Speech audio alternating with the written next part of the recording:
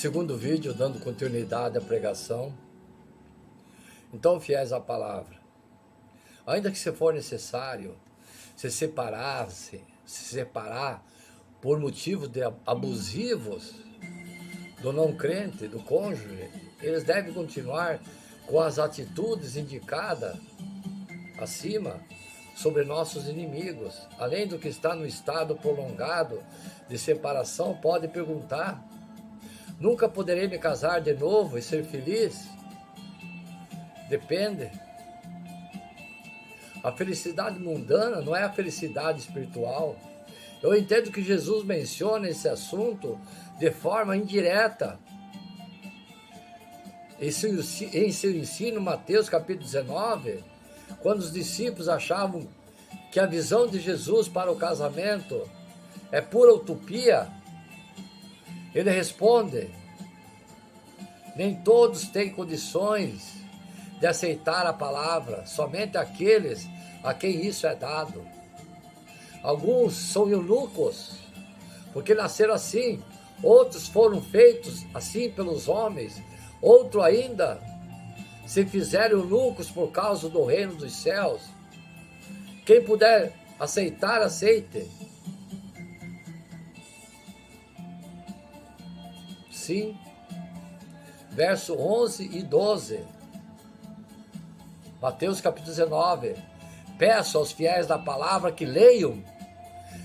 Mateus capítulo 19, verso 11 e 12 é muito importante. Eu enxergo que alguns se fazem eunucos,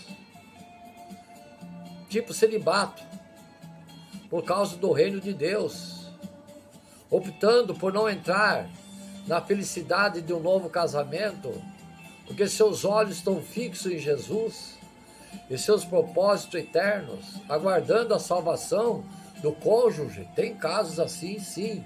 Entregam sua vida a Jesus, incluindo suas vidas sexuais, agindo assim como verdadeiros discípulos e filhos de Deus. Isso implica evitar a intimidade e qualquer situação que possa levá-los a se envolver emocional ou física com o sexo oposto. Se por motivo de violência do cônjuge, um cristão precisa ficar separado fisicamente dele, deve assumir a atitude que Paulo relata no final de 1 Coríntios capítulo 7, sobre dedicar-se a Jesus com toda a sua energia e tempo, como se fosse solteiro.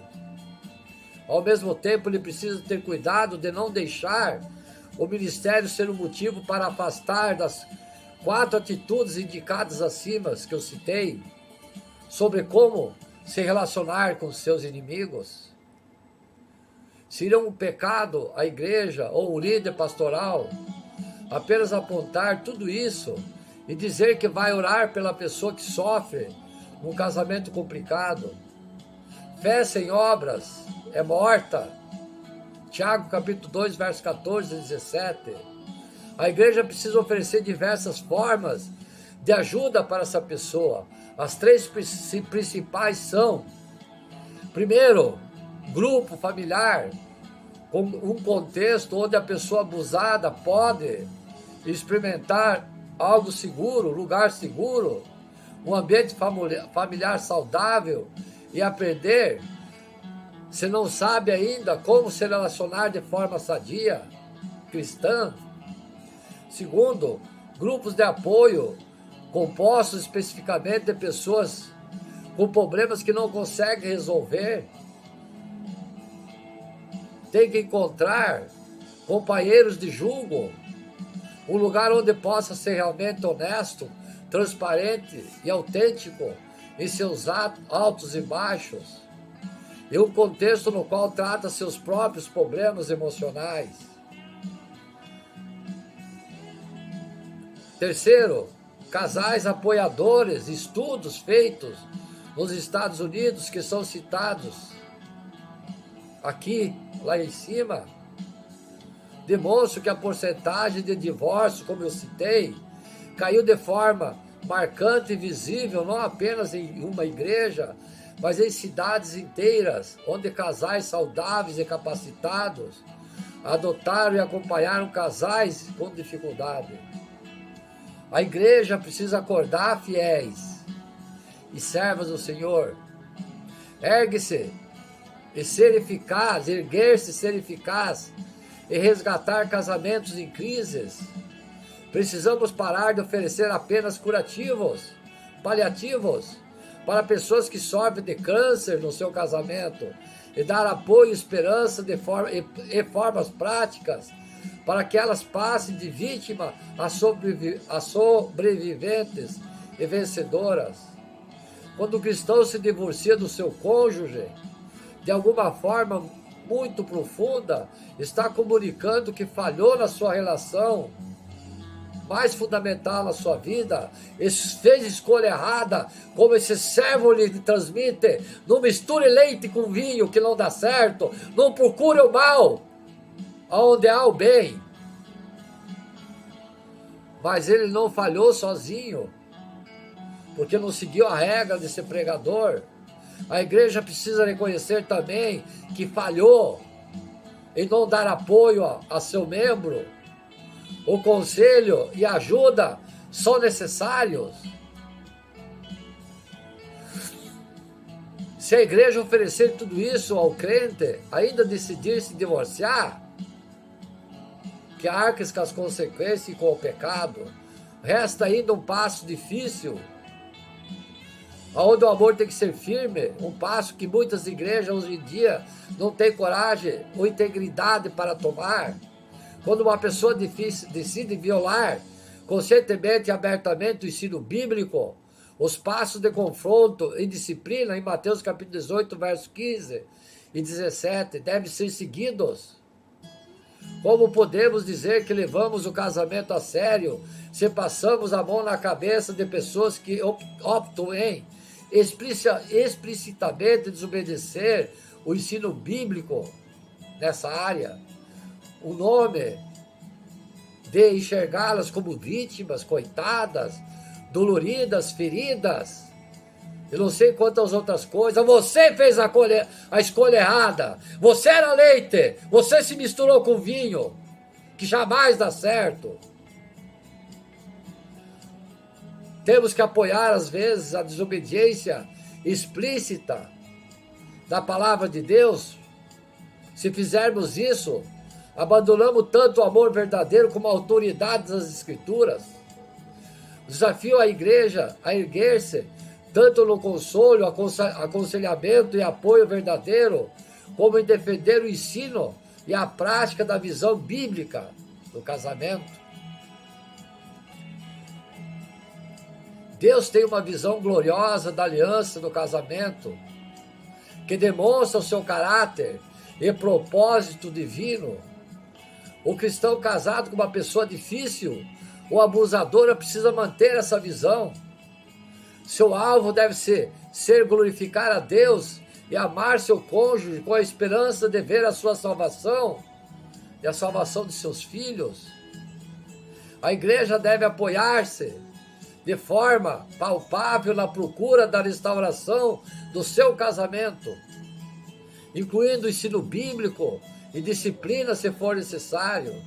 Se alguém precisa separar-se para proteger-se da violência, isso deve ser um passo temporário com vista à restauração do casamento. Nem deveria ter casado.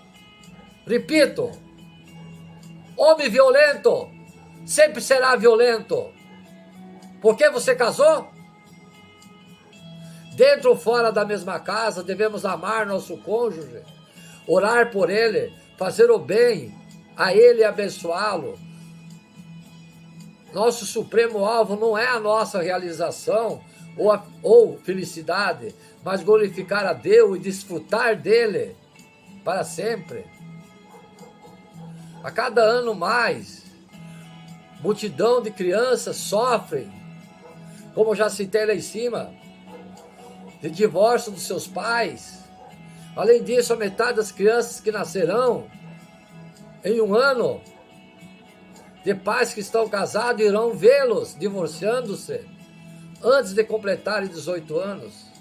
A evidência crescente nos jornais de ciências sociais demonstra com os efeitos devastadores físicos, emocionais, financeiros que o divórcio gera na vida dessas crianças continuarão na idade adulta e afetarão gerações futuras.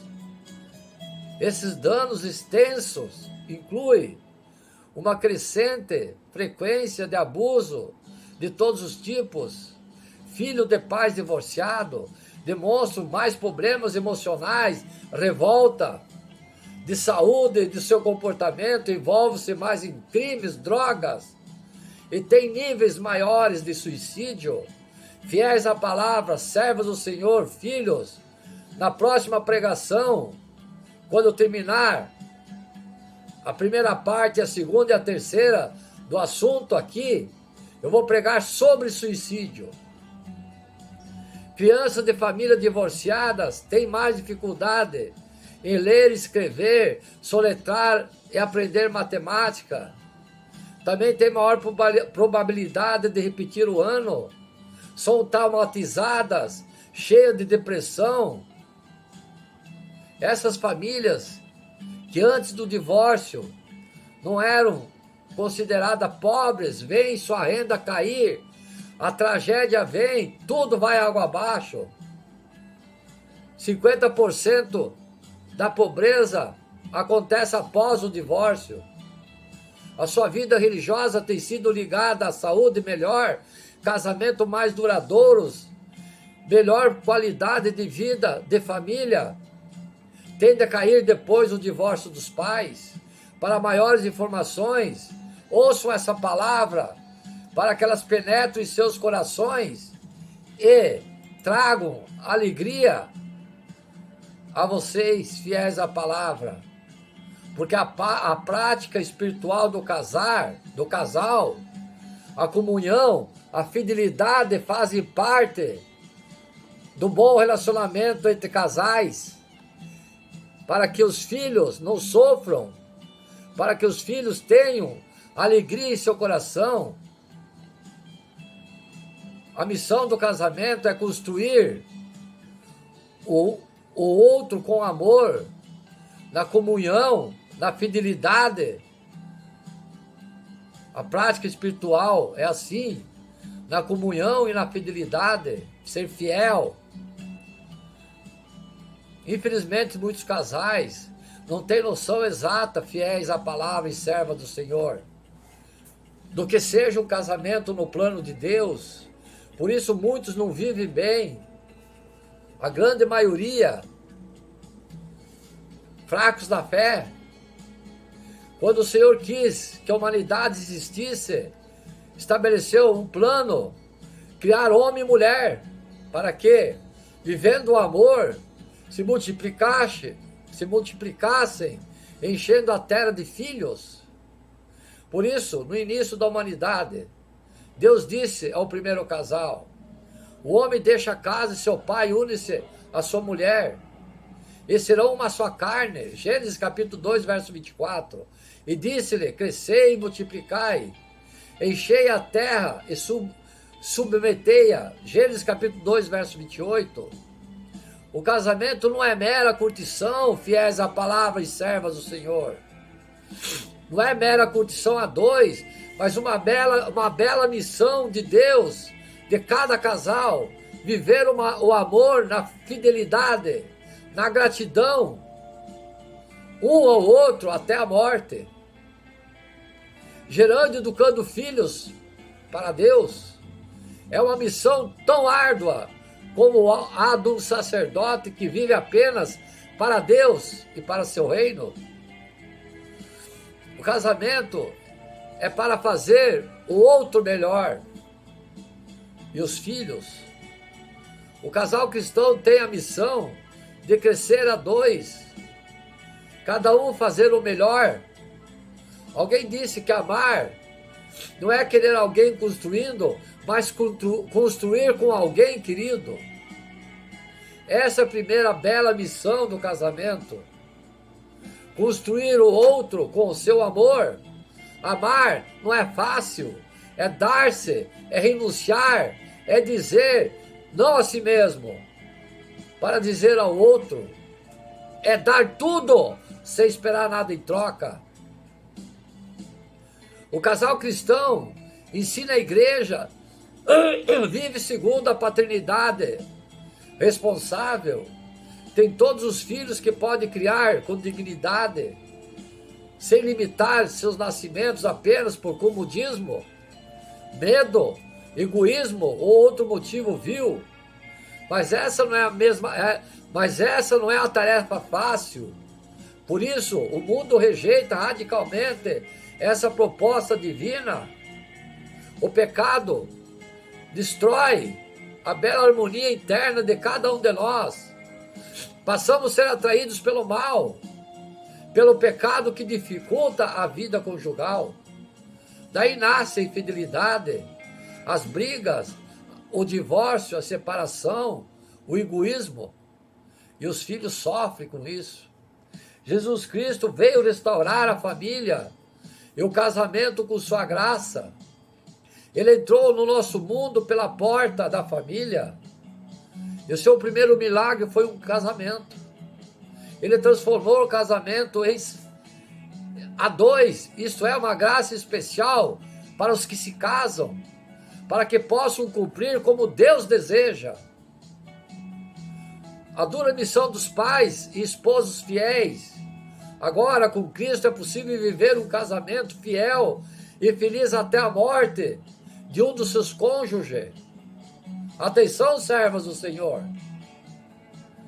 Com Cristo é possível não trair o cônjuge, nem os filhos. Atenção, fiéis à palavra, servas do Senhor.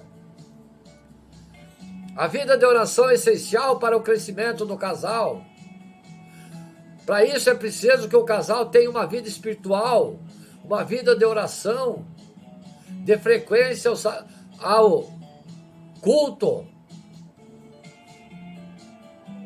Ora e glória a Deus no seu culto. Jejuar, orar. É preciso que a família ore e pratique a palavra da Bíblia. Sem isso, a alma esfria e o mal desce sobre ela. Sabemos que a mosca não desce sobre um prato quente. Não é fácil a vida conjugal, servas do Senhor e sexual do casal. Muitos são os problemas que todos enfrentam. Os defeitos de um irritam os defeitos do outro. O ajustamento nem sempre é fácil. A paciência e a tolerância com os erros de cada um nem sempre acontecem. Mas Deus é fonte de amor, da bondade, da mansidão e da paz.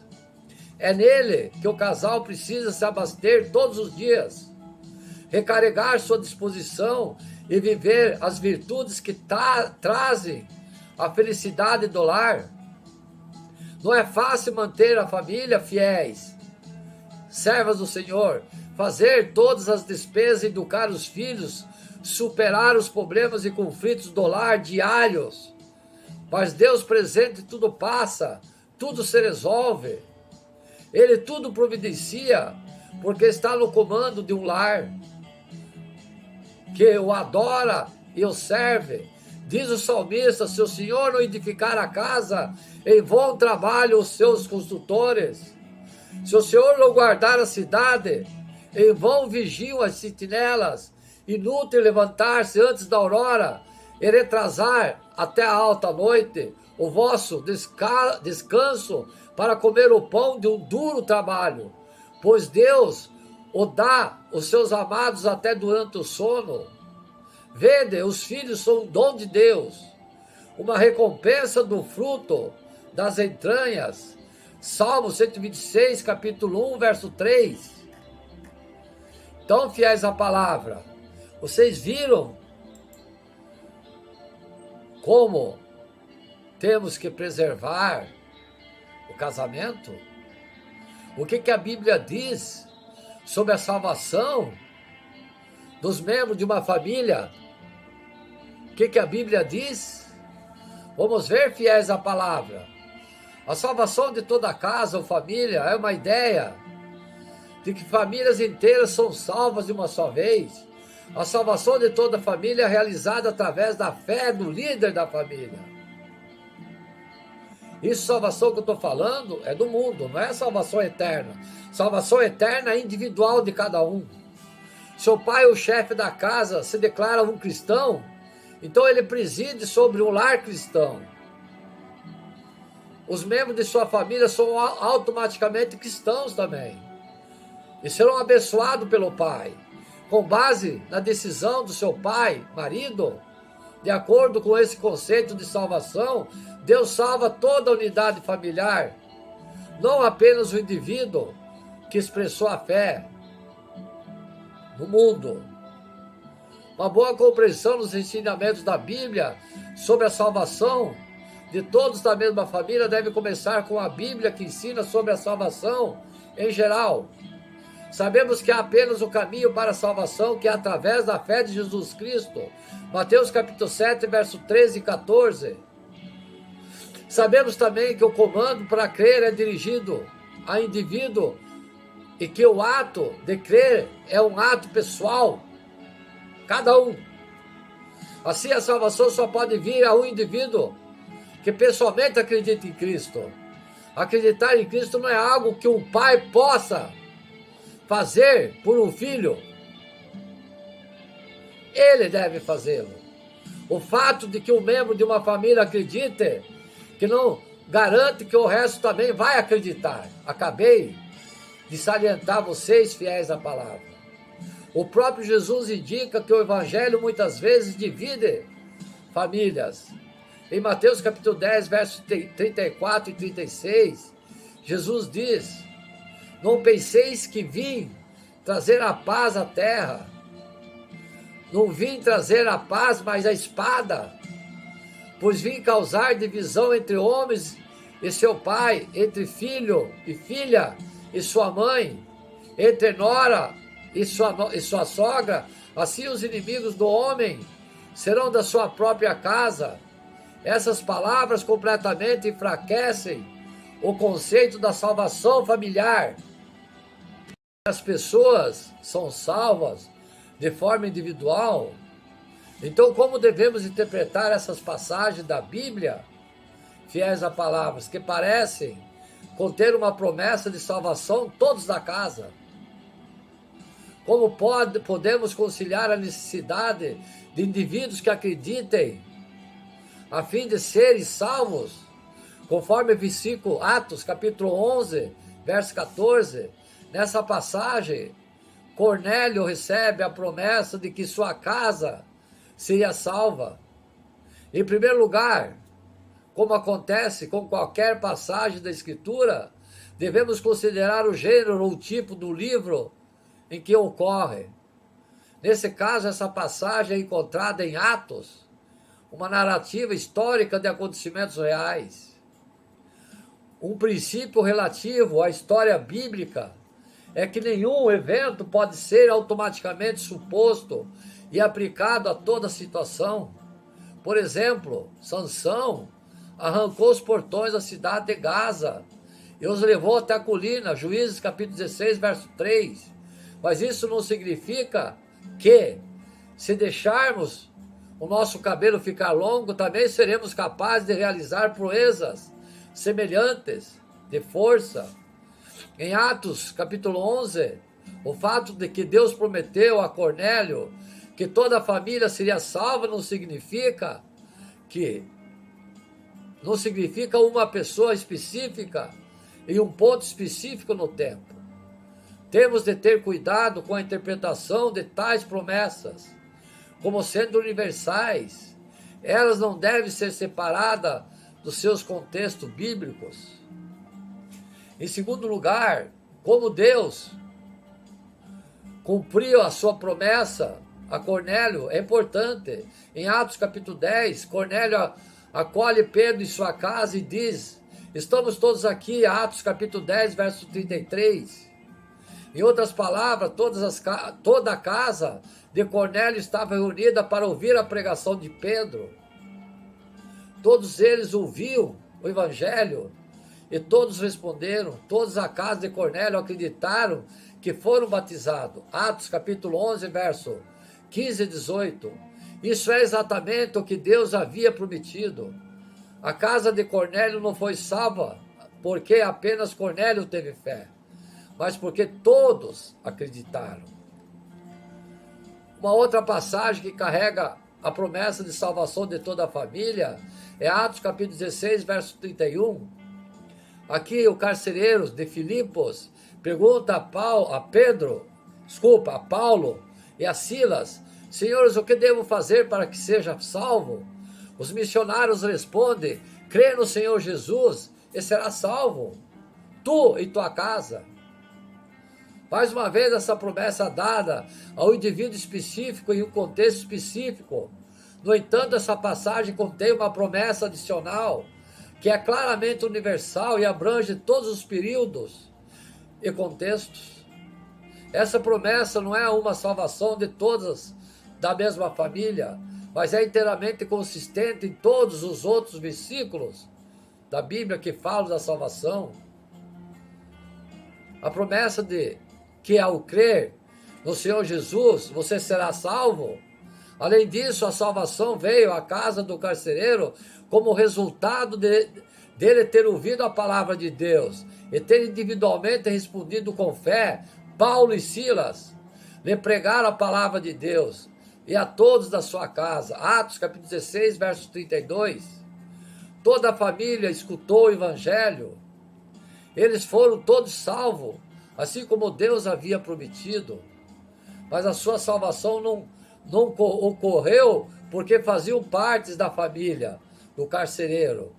Eles foram salvos porque acreditaram por si mesmos no evangelho pregado por Paulo e Silas.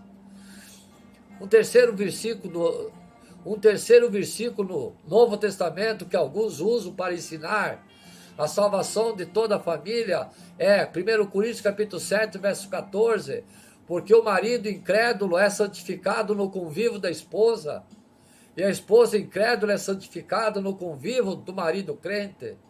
Doutra sorte, os vossos filhos seriam impuros, porém agora são santos. Esse versículo parece ensinar que o cônjuge incrédulo pode ser salvo na base da fé da sua cônjuge cristã. Também parece dizer que os filhos serão santos diante do Senhor, porque um de seus pais é salvo. Entretanto, essa conclusão não seria coerente com o ensino da Sagrada Escritura. Nesse contexto, a palavra santificado não está se referindo à salvação ou tornar-se santo diante de Deus. Em vez disso, se refere à santidade do próprio relacionamento conjugal. Paulo ensinou que os cristãos não devem fazer parte de um jugo desigual com os infiéis. 2 Coríntios capítulo 6, verso 14. O medo de alguns na igreja foi que já eram casados com incrédulos, eles estavam vivendo em pecado, o casamento era impuro e os filhos dessa união eram ilegítimos. Paulo acalma seus medos. Os crentes que já estavam casados com incrédulos naquela época deviam permanecer casados, contanto que o incrédulo consentisse em ficar casado. Eles não devem buscar um divórcio. O seu relacionamento conjugal é santificado, santo ou separado aos olhos de Deus, com base na fé do cônjuge crente. Da mesma forma, os filhos do seu casamento são legítimos aos olhos de Deus. O fato de que 1 Coríntios capítulo 7, verso 14, não está falando da salvação da família é visto claramente na pergunta que Paulo fez em 1 Coríntios capítulo 7, verso 16. Pois, como sabes, ó mulher, se salvarás teu marido? Ou como sabes, ó marido, se salvarás tua mulher? Se a salvação da família fosse verdade, então a mulher já seria salva, com base na salvação do marido.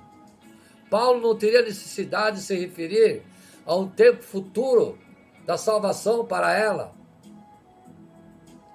A Bíblia não promete a salvação de todos da família. Entretanto, isso não significa que um pai piedoso, uma mãe piedosa, não tem uma influência espiritual profunda sobre as crianças nessa família.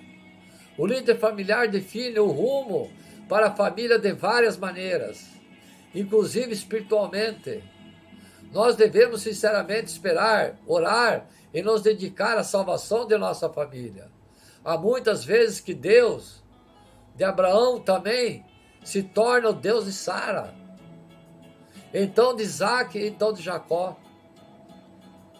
Embora a graça seja algo encontrado no sangue e a regeneração não seja de sangue e nem de nascimento, muito frequentemente, Deus, por meio de um membro da família, atrai o resto a si mesmo.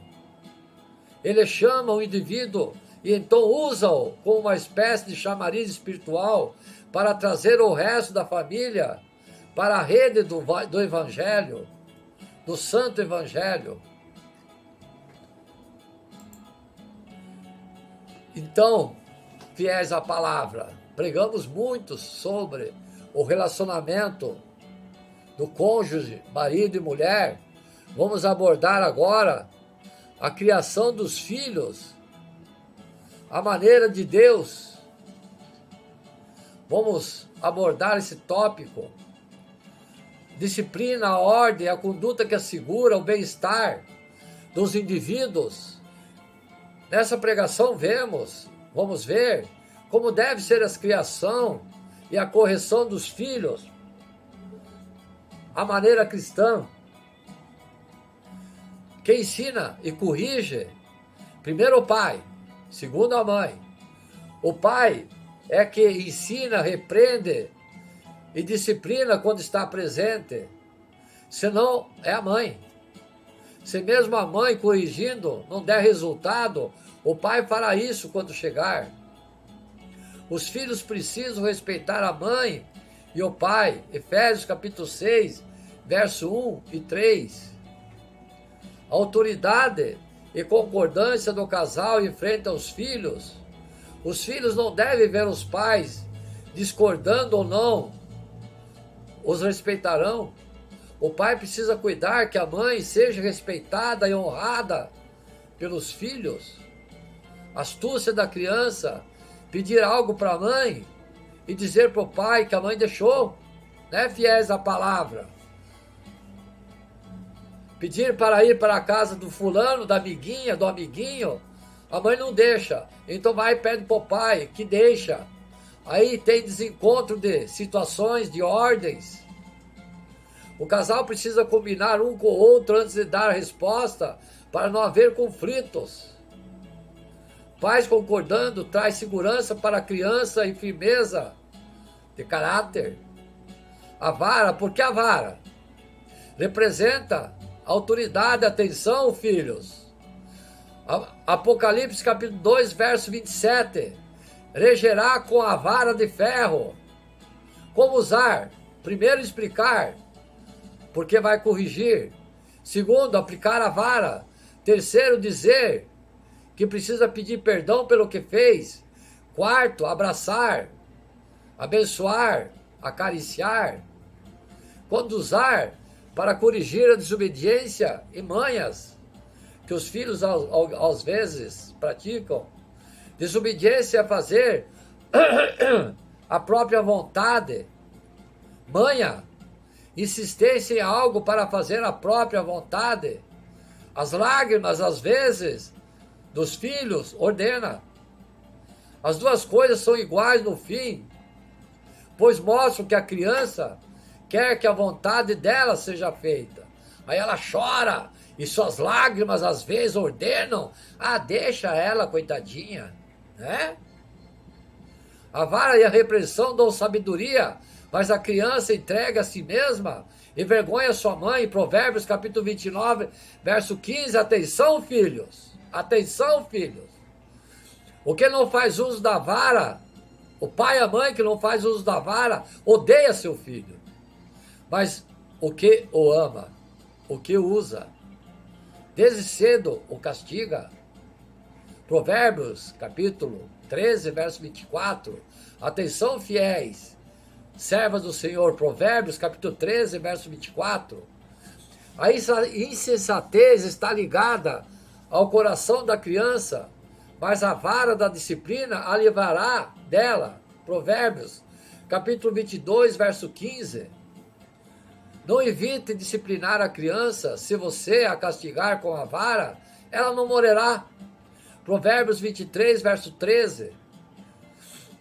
Filho, não despreze a disciplina do Senhor, nem se magoe com sua repreensão, pois o Senhor disciplina quem ama, assim como o pai faz ao filho de quem deseja o bem. Provérbios capítulo 3, verso 11 e 12. Nos lábios do entendido se acha sabedoria, mas a vara é para as costas do falto de entendimento ou falta de entendimento. Provérbios capítulo 10, verso 13. O comportamento da criança, ensinar durante a semana o que é esperado da criança, que seja culto, grupos em casa, ou na rua, eventos, reuniões. O caminho para a vida é daquele que guarda as instruções dos seus pais, mas o que deixa a repreensão comete erro. Provérbios capítulo 10, verso 17. Pobreza e afronta virão ao que rejeita a instrução, mas o que guarda a repreensão será honrado. Provérbios capítulo 13, verso 18.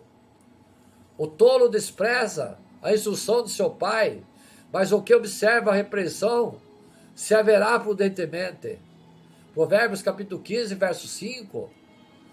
Sabes, pois, no teu coração que, como o homem castiga seu filho, assim te castigará o Senhor teu Deus. Deuteronômio capítulo 8, verso 5. Deus não tira as consequências do pecado. O Senhor é longâmino e grande em misericórdia, que perdoa a iniquidade e as transgressões, mas não inocenta o culpado.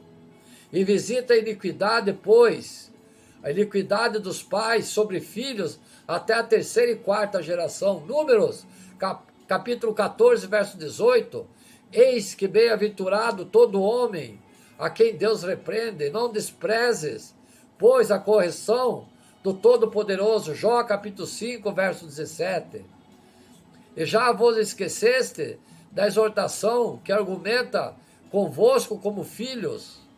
Filho meu, não despreza a correção do Senhor, e não desmaies quando por ele fores repreendido, porque o Senhor corrige o que ama, e açoita qualquer que recebe por filho.